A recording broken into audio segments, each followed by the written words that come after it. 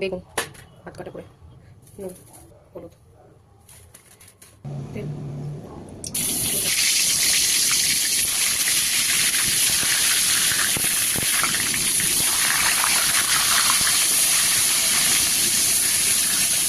পোস্ত, চারমগজ, কাঁচা লঙ্কা, জিরে, ধনে, টমেটো, কেচাপ পেস্ট করবো। এখন পেস্ট হয়ে গেছে, তাতে তুলে নেবো।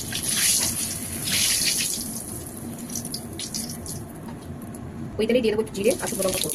এরপর দেবো বাটা মশলাটা, নাড়াচাড়া করবো।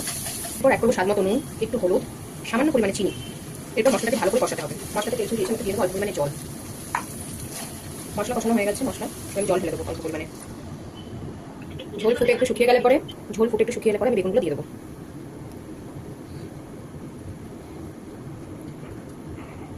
ঘি, গরম মশলা, ওটা